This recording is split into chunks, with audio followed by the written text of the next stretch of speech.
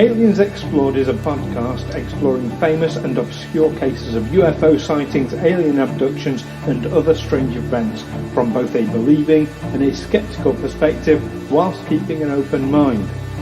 I'm Stu Jackson, a professional actor and amateur ufologist with a particular interest in the crop circle phenomenon. I'll be debating that otherworldly visitations are real. The truth is out there. And I'm Neil Kelly. I'm a professional actor as well and used to work for the military as an intelligence analyst. I'll be arguing from a more doubtful point of view. I mean, it's all a bit far-fetched, isn't it?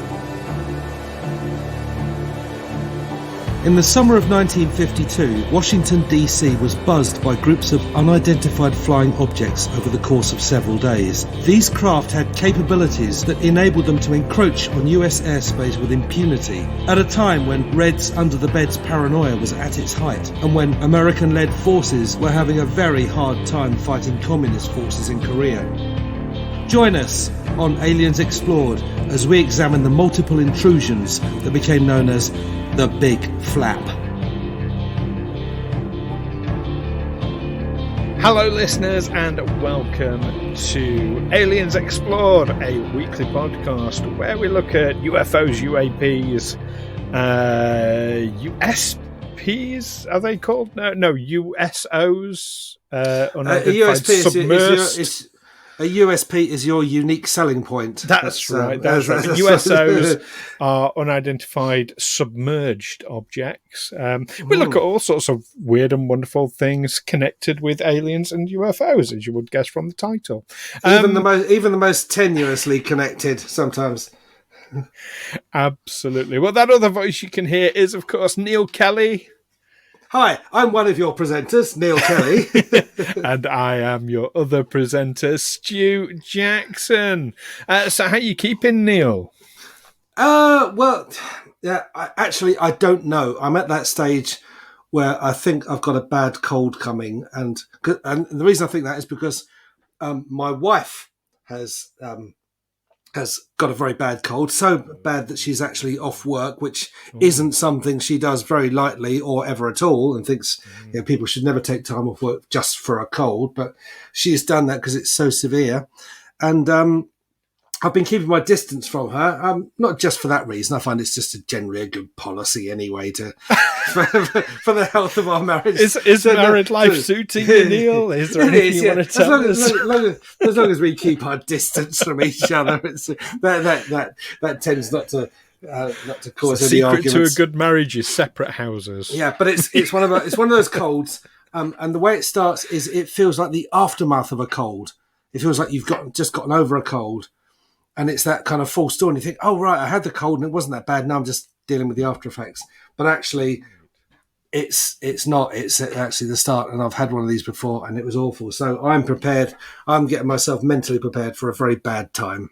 Oh, dear. Well, I hope you feel better soon, mate. And you've done your lat flow test and that. You've double-checked it's not the plague. Actually, no, I haven't. No, I'm pretty sure it's not. Okay. It's just a cold, Worth a lat flow just to lateral flow. For our listeners. I could do a lateral. I mean, I've got a big box of them. Yeah. When I was doing lateral flow tests at school, and when we finished, they said, "Well, we've got all these boxes of lateral flow tests. Would you like a box of 50 or 100 tests?" So yeah, wow. And I haven't done one of them. Oh, I do them like twice a week. I'm doing my testing. Yeah, because I'm really. In fact, well, I don't do them if I don't go out the house. But every time I go out the house, I will do one the next day. If I go out the house for any reason, yeah. I'm sort of quite vulnerable, medically speaking. Me too. Even, despite being double jabbed, I mean, my dad, like a friend of my dad's, very sad, double jabbed, all the rest of it, caught COVID and died. As much as it reduces the risk, and it does reduce the risk, like of catching it, of the severity of it, like really phenomenally, doesn't eliminate it. Still need to be careful, people still folks. die of flu after they've had the flu jab, so that's it. They're probably the same sorts of rates. I mean, the rates are. You have to. I think it's just very unlucky, isn't it? It is, but the way my luck goes, mate, Anyway, that's a whole other thing. But yeah, not feeling well, and you've got an audition this. Now, I've got to tell you a little story about your audition, which might sound a bit strange. Okay.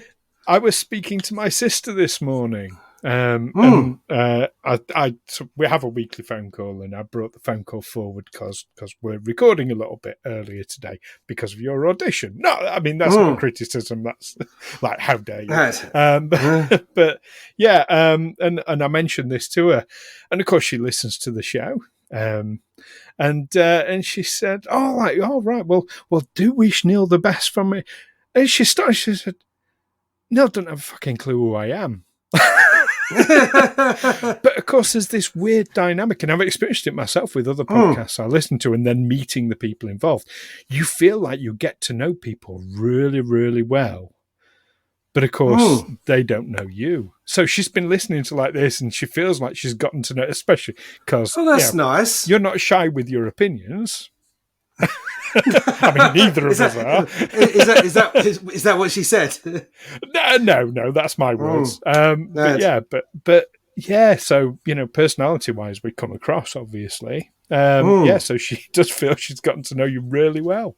That's lovely. She'd love a shout out. Her name's Dawn.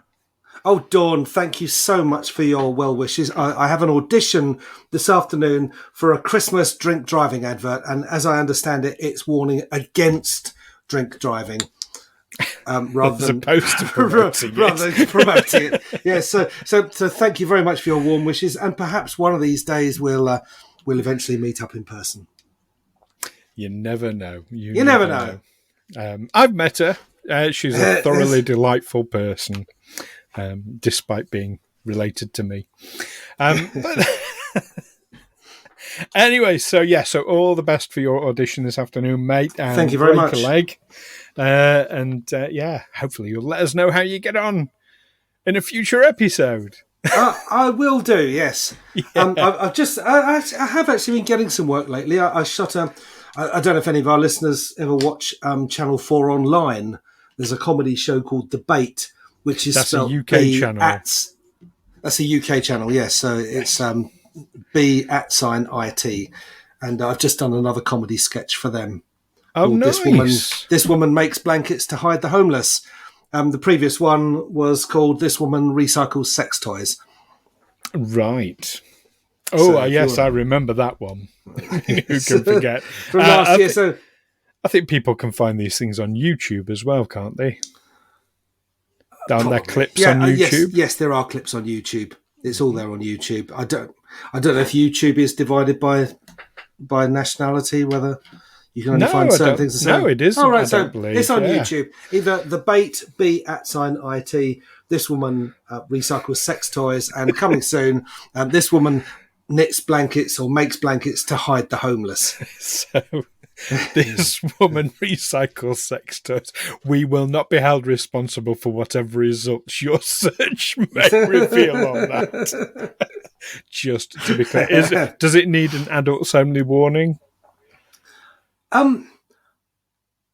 If it does, there'll be one there. So, I mean, it's an online show, so it's aimed at young people anyway. You're washing your hands of all responsibility here. I wash my hands of all responsibility. I'm just a jobbing actor who has no idea. I just turn up, say the lines. Excellent. Well, gosh, turning up today and saying our lines. I was on the verge of a segue with that, but I buzzed it up. Never mind. We are here today. I'm just going to say it. We're here today to talk about an event back in 1952. Long time ago, over in Washington DC. And this time we're actually going to talk about it, aren't we? I mean, we are. You've got the whole Roswell, the final verdict thing out your system now, haven't you, Neil? I have. I've said my piece. I can remain silent. I hope I haven't upset Marcus at all. I'm sure you haven't. I have pointed him in the direction of that episode to listen to. Although I haven't heard from him since. So, okay. I think I was careful not to criticise Marcus, No, apart from his hat, which wasn't his fault. You were very complimentary. You've almost triggered me again. Right, Washington DC. Washington DC, 1952. Bunch of UFOs appear in the skies. Yeah, causing great consternation. A load of UFOs over a series of days. You know, this is not just one event. This is a lot. I mean, so much so, it became known as the Big Flap. The Big Flap, yes. The Big Flap was the collective term for this because it wasn't just one sighting of UFO. This was a series of sightings over a period of days. Incredible sightings as well. You know, not just civilians, but you're looking at military radar operators, you're looking at pilots, you know, proper credible sources for these events. Now, one of our usual questions that I always put to you, had you heard of this event before, Neil? No, I hadn't. I hadn't heard of the Big Flap, I have to say. But, I mean, not just necessarily under that term. I think that's what it's called in ufology circles, but, you know, not so much outside. But, like, had you heard of the UFO, like the UFOs over the White House? No, I don't think I had. And it's incredible, really. If you think of at the time it happened, the context in which it happened, the Big Flap must have been a tremendous flap. I think 1952, it was at the height of the Reds Under the Bed scare. Yep. The House Committee on Un-American Activities was in full flow, blacklisting Hollywood writers, actors, directors, producers, and all sorts of other people who they suspected of communist associations. The war in Korea was going very badly. Now, American forces had a nasty surprise, or their air forces had a nasty surprise when the Korean War started. They came up against I think they were Chinese-piloted MiG-15s, which, although Americans did have some jets at the time, there was such a rush to get to Korea to stem the advance of the North Korean armies into the south. America apparently had deliberately not supplied South Korea with decent weapons technology because they feared that the South would invade the North. Yeah. So they kind of overcompensated, and of course, America turned up with largely prop planes, World War II vintage, in large part because of the lack of runways in Korea. That at least these prop planes could use what limited facilities they had, unlike the jets. But then they came up against the MiG-15. Suddenly they're outclassed in the sky. So to suddenly have flying objects over Washington, which they can't get near. I mean, you think that by 1952, the Americans had got jets like the North American Sabre, which was a match for the MiG-15, was more than a match for the MiG-15. Because they're all over in Korea fighting the Korean War. So they probably haven't got their best aircraft. And suddenly there's these high-performance craft over the nation's capital, which they seemingly can't do anything about. That must have been a considerable flap. Well, I mean, even if they had their best jets, some of the reports, like there's one in particular from Kenneth Arnold. It's quite a famous report as part of this, who was a search and rescue pilot. Now, he reported, like, famously, saucer-like things flying like geese. Now, I mean, that instantly puts in my head, remember we've talked about, like, the delta shape that you get with certain UFOs, and certainly delta sort of light patterns. So that made me wonder about those. Well, speculation that either it's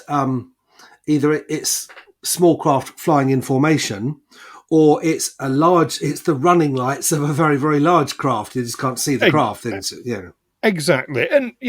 And, but he did say, like, specifically saucer-like things. So that sounds like very much like formation to me. But it also makes me wonder, like, when we see large delta-like craft, I'm thinking like the Phoenix Lights events and things like that, was that actually separate craft? But anyway, that's beside the point, because he reported these things flying at over 1,000 miles an hour. Now, this was near Mount Rainier. This wasn't. Are we talking about over the White original? House. This was one of the early reports, yeah. But over 1,000 miles an hour. Even if they'd had the best jets at home, how are they going to compete with that? Well, 1,000 miles. Well, jets can fly at 1,000 miles an hour. They certainly can now. Well, they can now, but in 1952. What was surprising about the flying objects was, one, that they seemed to have no visible means of propulsion, and two, that they could fly at that speed without breaking the sound barrier, without causing that. The sound barrier is actually it's a build as something flies through the air molecules can't get out of the way quick enough, so there's a build up, and then suddenly they release with a big bang. That's what causes the sonic boom. Yes, they weren't causing that, which suggests something that's either very, very extremely aerodynamic, or insubstantial, or insubstantial. Yeah.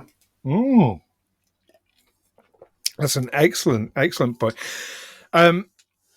But okay, so you refer to modern jets being able to travel at that. I'm going to throw another one at you now. Andrews Air Force Base. This was on the 19th of July. They saw 7 initially slow-moving objects moving slowly away from them at initially quite slowly, then accelerating to over, and this is the official report from Andrews Air Force Base, over 7,000 miles an hour. That's fast. Also reported as seeing them as orange balls of fire. And in aerodynamic terms, I'm sure that what did we call him when we spoke to an engineer? Barry. Barry, we called him Barry. That right? So got to be careful with names here. I don't want to have to edit you out again, Neil. Yeah, I'm sure he'd agree that that's difficult to do. It's one thing to make a craft that can fly slowly. It's another thing to make a craft that can fly very, very fast. But it's very difficult to make a craft that can do both.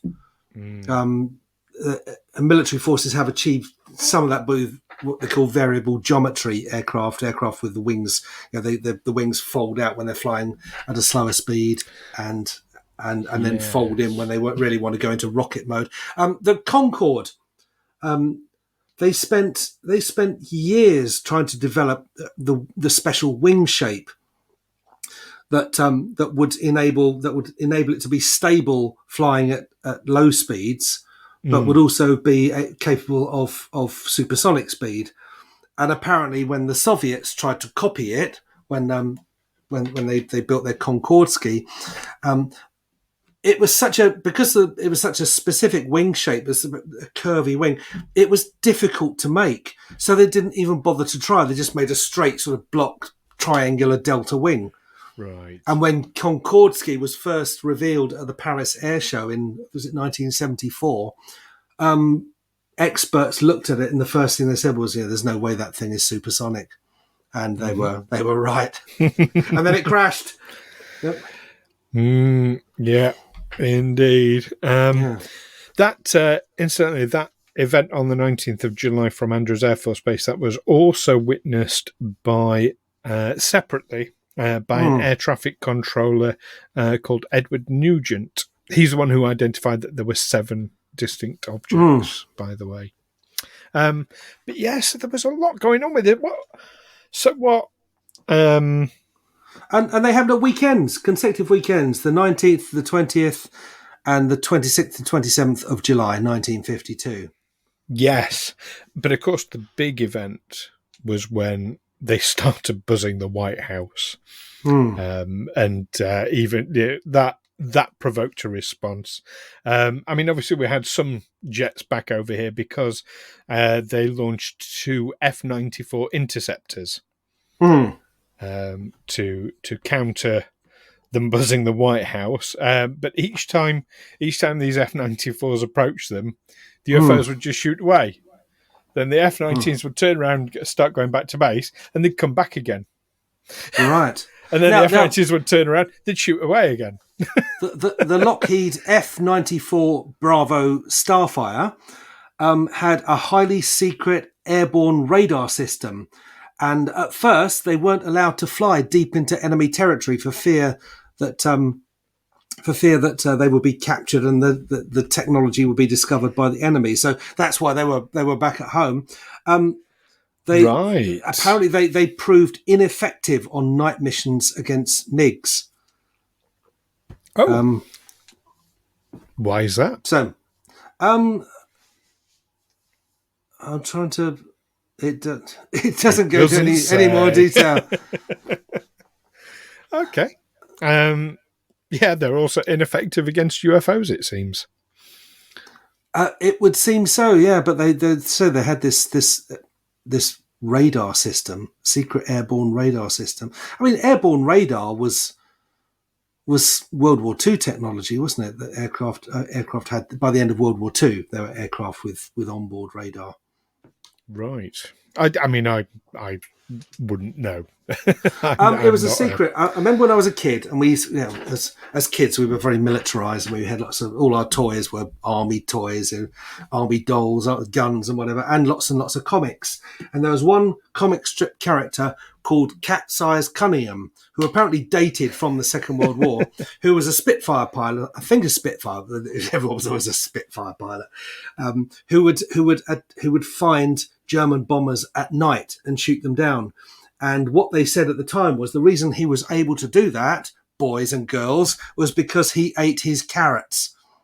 And it enabled him to see in the dark. And in that way they kept onboard radar a secret.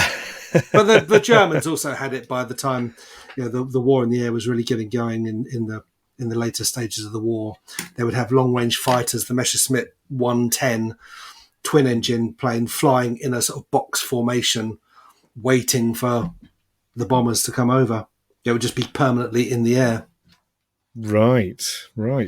So, if these things are buzzing the White House, these F-94s approach them, they fly away, and then when the F-94s start to leave, they come back again, then they fly away again, and so on. This cat and mouse thing going on. That's pretty much confirmation of an intelligence at work. This is not a natural phenomena doing this, is it? It seems intelligent. My question is, were these objects fired upon, or was it just did the pilot said, "Oh, don't fucking bother, these things have." There's no record I've found of them being fired upon, which suggests not. And I would find it hard to imagine that they'd be launching missiles readily over the White House. Well, yeah. I mean, at the start of the Korean War, jets were still primarily armed with machine guns, and it was that's what they would attack another plane with. And it was only in the course of the Korean War they realised actually these things fly too fast. I mean, they could have realised that during World War II when the Nazis produced jets, the Messerschmitt Me-262 twin-engine jet, which flew 100 miles an hour faster than anything the Allies had. They couldn't shoot the thing down, so they kind of didn't register then that we need something other than machine guns. So any air-to-air missiles would have been in their infancy. And of course, if you're firing them over a populated area, what happens if that missile doesn't reach its target when it eventually runs out of fuel? Would it just fall on the city? Just to address that point about them could have done with it in the Second World War, it wasn't until the Germans lost the Second World War and we got their rocket scientists under Operation Paperclip that we were able to do that and produce these missiles for the airplanes anyway, because we just didn't have I'm saying I'm including the Allied forces didn't have the technologies. Well, certainly the technology to produce what you need to shoot down a jet is a guided weapon, and one that can fly faster than the jet, one that will catch up with it.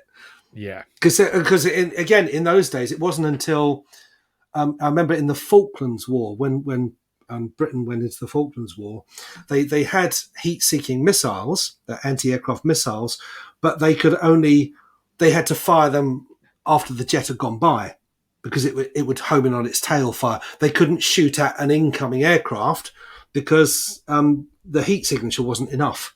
It was behind the aircraft. So, and it was only when America decided, well, we'll come down on Britain. So they sat on the fence at the start of the Falklands conflict, and that's when they said, well, we will help Britain. And, if you lose one of your primary ships, a troop ship or an aircraft carrier, we'll replace it for you. And we will offer you our new anti-aircraft technology, which are missiles that can be shot at incoming aircraft. So that's 1982. So this is 30 years before. Yeah. They only had very primitive air-to-air missile technology, or even surface-to-air missile technology. So coming back onto the issue of this in 1952. So I've got two questions for you, Neil. The first one, if we are talking about an intelligence here, what do you think it was? If we are talking about an intelligence, I don't think it was terrestrial in origin. It wasn't the Russians or the Chinese or any other rival who'd suddenly made a vast technological breakthrough. We would have known about it by now. There's all sorts of stuff that's been declassified since the fall of the Soviet Union, all sorts of stuff we didn't know before. But that wasn't among them. I mean, okay. America at one point, in the early 60s, they thought they had the power to fly into Russian airspace with impunity. Have I told you the story about Gary Powers before? I don't remember the name. The whole thinking they're invulnerable thing, yes. But Gary Powers was the pilot of a U-2 spy plane, which was sent over the Soviet Union. And he was told, don't worry, this thing flies too high. The Soviets don't have anything that can shoot you down. They don't have a plane that can fly that high. They don't have missiles that can reach that high. And how wrong they were. But he was also told, in the event of some kind of malfunction, when you eject from the plane, you press the eject button, it will eject you from the plane, and then a few seconds later, the explosives which you're carrying in the plane will destroy the plane so that there's nothing for the enemy to salvage. They won't be able to, there's no technology they'll be able to exploit. So anyway, their predictions proved wrong. The Soviets did indeed have a missile that could reach him, which damaged his air. Didn't blow him to pieces. It just damaged the aircraft. He knew he was going to come down in the Soviet Union, but he also knew that he was working for the CIA. And a rumor had apparently gone around the pilots that actually, if you press that eject button, it won't eject you. It will just blow up the plane with you in it. And that way the Soviets won't get either the plane or the pilot. So he didn't press eject. And he managed to bring the plane in for a forced landing. So the Soviets got both the plane and the pilot. So how things can backfire when you're not trusted by the people who work for you. Was it true, though? Would the plane have blown up if he'd done the eject? Actually, I don't know. Gary Powers was exchanged for a Soviet spy some months later and then mysteriously died in an accident shortly afterwards. So... right. Not much of a mystery. No, but the U-2 spy plane, along with the later Blackbird American spy plane, have both at times been subject to UFO reports. Yes, and the military is quite happy to, in particular. Yeah, but the military has been happy to keep them that way because, it's just it's just someone who'll be dismissed as a crank for reporting a UFO rather than someone who's actually spotted our new secret plane. Yeah, and also it's a way of discrediting UFO reports. Yeah, yeah, but I mean that's a process. Works both ways. That one. Yeah, it works both ways. Yeah. Okay, so the answer to my first question, not terrestrial. You're convinced this is not terrestrial, so we've converted you. That's good. Right. My second question then is a bit more obscure. Given that you'd not heard about this, and it is such a major, UFOs buzzing the White House, even though it was, with impunity.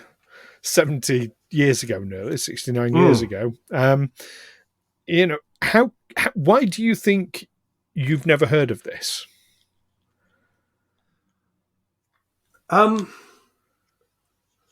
Possibly because it was 70 years ago. I think also, there's been so much noise around Roswell and around Area 51 that maybe it just got lost in amongst all that. I don't know. Or maybe, they're just keeping it. We're just not giving it too much coverage. And I think there is this, however much you want to talk about whether these things are genuinely extraterrestrial or not, there is a genuine fear amongst anyone who might want to report something like this, that you're going to be dismissed as a crank and you're going to lose your credibility. And if you ever hope to interview prominent politicians and such, like, if you've got that UFO crank label attached to you, your career is going to suffer some difficulty. As a journalist, I think as a journalist, I think there will be a reluctance to report anything like that, or to delve too deeply into it. I mean, I didn't want to sort of lead you down the path of, because it's a cover-up, but it was a genuine, what possible reason? You see, I mean, it was reported widely at the time. This is the thing, and to me, this is an event as big as Kennedy being shot. And you say it was 70 years ago, but an event that big, that dramatic. Surely, I mean, Kennedy being shot is something they have to do something about, and they can't really keep it out of the headlines. Our president's been shot, therefore we need a new president. The vice president's going to become our president now, and whoever the Secretary of State will become the new vice president, and so on. There has, and also we have to find the culprits, and we fully understand what's happened, and it's of this planet, it's of this world, it's a mundane, political assassination. Well, not mundane, a world-altering political assassination. And people, there are all sorts of conspiracies about why Kennedy. Maybe he was about to reveal something about contact with UFOs, but yes, we have discussed that on this show. We have discussed that. Maybe it was to do with Vietnam that was just getting going on. But also, but with something like this is things that were in the sky. And I think the official verdict is, there was something in the sky, but we don't know what it was. And to this day, we don't know what it was. So let's just not talk about it. And it didn't do us any harm. It certainly didn't reveal any enemy capability to invade our airspace right over the nation's capital. So the fact that it's such an unknown and no answers have been forthcoming, it falls out of discussion. But that's an interesting, I don't have any answers myself. Why we're not discussing this on a daily basis is I struggle to fathom, but. I feel that way about the whole UFO thing in general, anyway. And it sort of suggests some sort of interdimensional rather than interplanetary travel, because they just suddenly appeared and then they suddenly disappeared, didn't they? They shot off. Maybe they didn't have the capability in those days to trace something. Oh yeah, there they go, way up into space. They're halfway to the moon now. Well, that's it. I mean, if they're tracking it at 7,000 miles an hour, can they track it if it goes much faster than that? That's the question. And you're absolutely right. It may appear to just appear and disappear, or it may seem to just. But yes, it depends how fast it is traveling. I mean, rockets fly at that speed, don't they? I mean, later in the 1950s. When the Soviets were putting Sputnik into space, and then a dog and a monkey and then a man.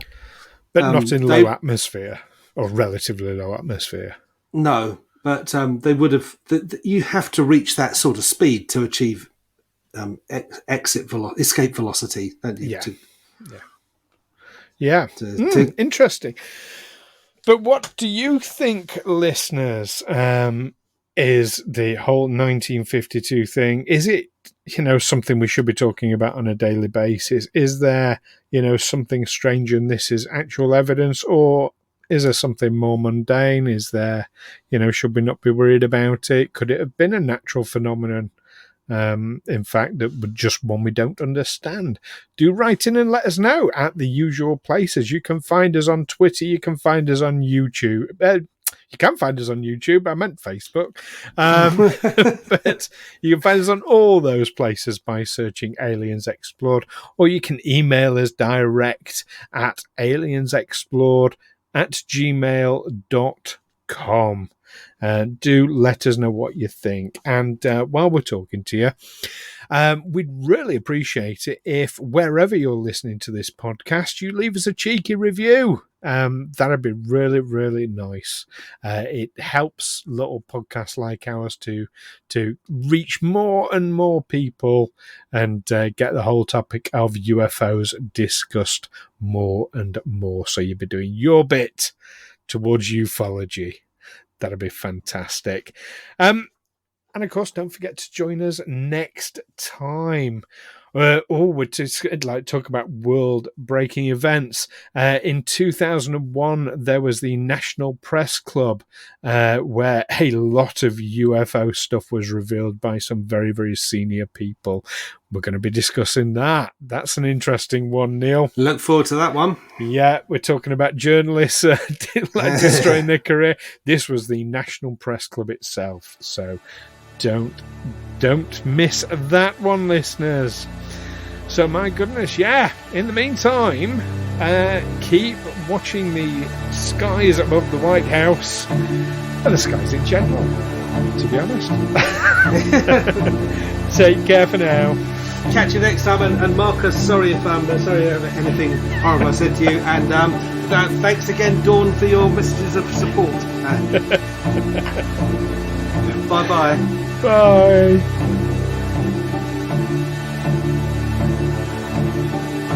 Aliens Explored is a Fiegel Films production in association with Juicy Falls. Music by Darren Mafucci and editing by Stu Jackson. Find us on Twitter and Facebook by searching Aliens Explored or visit aliensexplored.com.